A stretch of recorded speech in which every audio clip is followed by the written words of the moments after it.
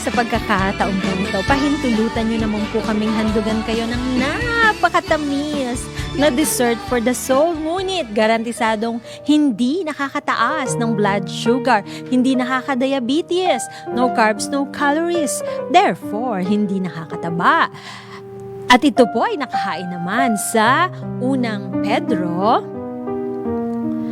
Kabanata 3, taludtod 3 hanggang 4. At sinabi po dito, ang iyong ganda ay huwag maging panglabas lamang tulad ng pag-aayos ng buhok at pagsusuot ng mga gintong alahas at mamahaling damit. Sa halip, pagyamanin ninyo ang kagandahang nakatago sa puso, ang kagandahang walang kupas na likha ng maamo at mapayapang diwa na lubhang mahalaga sa paningin ng Diyos. In English, 1 Peter chapter 3 verses 3 to 4.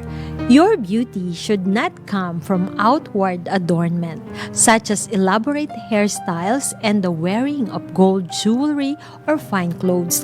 Rather, it should be that of your inner self, the unfading beauty of a gentle and quiet spirit, which is of great worth in God's sight. Balik po tayo sa Pilipinas ngayon na at sa pagkakataon pong ito, pahintulutan nyo naman po kaming handugan kayo ng napakatamis na dessert for the soul. Ngunit siguradong hindi nakakataas ng blood sugar, hindi nakakadiabetes, no carbs, no calories, therefore hindi nakakataba.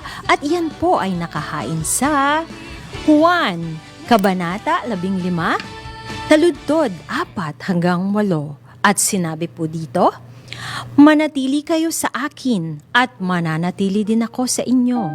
Hindi magbubunga ang sangang hindi nananatili sa puno. Gayon din naman, hindi kayo magbubunga kung hindi kayo mananatili sa akin.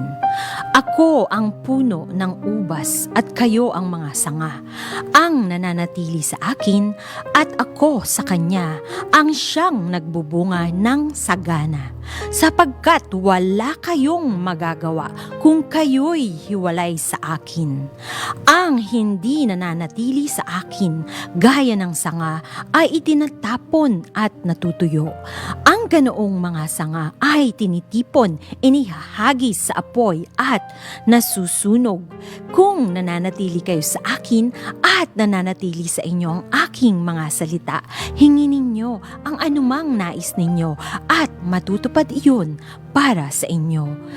Napaparangalan ang aking Ama kung kayo'y masaganang nagbubunga at sa gayon kayo'y magiging mga alagad ko. In English, John chapter 15 verses 4 to 8. Remain in me as I also remain in you.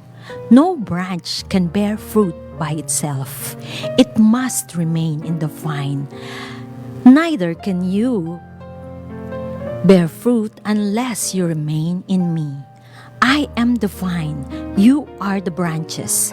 If you remain in me and I in you, you will bear much fruit. Apart from me, you can do nothing. If you do not remain in me, you are like a branch that is thrown away and withers. Such branches are picked up, thrown into the fire, and burned.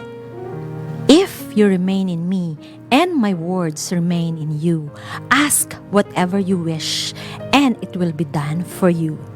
This is to my Father's glory, that you bear much fruit, showing yourselves to be my disciple. Yun, kay Bishop naman tayo. Bishop Jess, nabasa naman po natin sa Book of Matthew, no, about the signs of the end times. Ano po ang masasabi nyo dito sa mga, yun nga, may giyera, may mga rumors of war, and yung lahat ng mga signs of the end times? Well, number one kasi, in the book of Daniel, it was already prophesied, chapter 2, verse 21, that the time will come that they will change the laws and the season. Okay. So what happened now? Climate change. Yes, climate change. Last pandemic. Yes. Walang magawa ang presidente ng bawat bansa. So there's a super authority and power that unleashed the order that came from the United Nations under the umbrella of the World Health Organization. During those times, ilan ang mga presidente na nag-resist and they were killed, especially in Africa, because they don't want to accept the announcement of the World Health Organization. So that is in fulfillment of the prophecy in the book of Daniel chapter 2. They are going to change the laws and the seasons. So walang magawa ang presidente. In fact, at the time, kinausap ko noong araw ng ilang mga nasa government natin sa national. Sabi ko, wala namang hindi naman nagko-convene ng para walang, sabi sa akin, wala, galing sa UN ang order eh. So, anong ginagawa ng presidente natin? Wala din siya magawa but to follow. So, bakit kaya walang magawang presidente? We are under the United Nations. So, United Nations, under that is the World Bank. Paano tayo kukuha ng mga pera? In fact, lahat ng bansa humihiram ng pera sa World Bank. Yes. So, anong magagawa ng presidente kung walang pera? Ano ang development na mangyayari? In fact, karamihan sa mga malalaking mga negosyante all over the world ay finance din ng mga now. Ang tanong kasi dito, who are those behind the United Nations? Di tinatag ang United Nations 1945. At pinangunahan ito ng dating presidente ng Amerika, si Roosevelt, and then dalawa pa. And then, ang purpose nun ay para tulungan ang mga devastated na mga bansa after the Second After World the war. Yeah. So, nandoon na yung World Bank. But you cannot get any support without membering or registering your nation As a member. of the United Nations. Yun. So, ngayon, controlled lahat ito. Ano man ang gusto nilang gawin, gagawin nila. Like, for example, climate change. Climate change, bakit? Tingnan nyo naman ang Middle East, bakit bumabaha doon? Desierto In yun the book of daw. prophecy, in the book of Yeah. Isaiah, Desierto yun daw. Desierto. Disyerto. Ang sabi ng Panginoon, maglalabas dyan yung bukal ng tubig. So nagulat tong mga tao ngayon sa Middle East. Bakit bumaha sa bundok, sa disyerto, tumatakbo ang mga sasakyan, biglang inanod. So nangyayari na ito in fulfillment of the Yeah. prophecy in the times. Yes. Yes. Yes. Then pangalawa, alam natin na ito rin ay nakalagay sa Revelation chapter 6.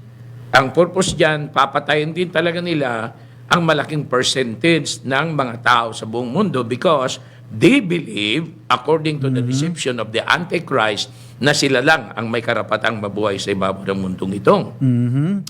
And so, ito ang kanilang ginagawa sa ngayon until the trumpet of God shall sound, that is on the day of the rapture. So, magpapatuloy pa ba ito? Yes. Tingnan nyo ang ating ekonomiya sa ngayon.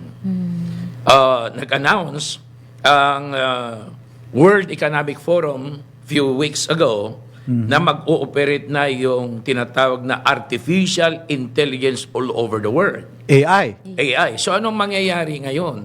Sinasabi nila concerned sila sa mga tao dahil saan kukuha ngayon ng sweldo ang mga tao? Wala ng trabaho. Yeah. Inagaw na ng robot. Papasok na tayo doon sa famine. Dahil sa famine na yan, walang trabaho ang tao, ano mangyayari? Ayuda galing sa gobyerno. Saan manggagaling ang puhunan ng government, ang finances? Manggagaling sa World Bank. But you cannot get any support from the government without the mark.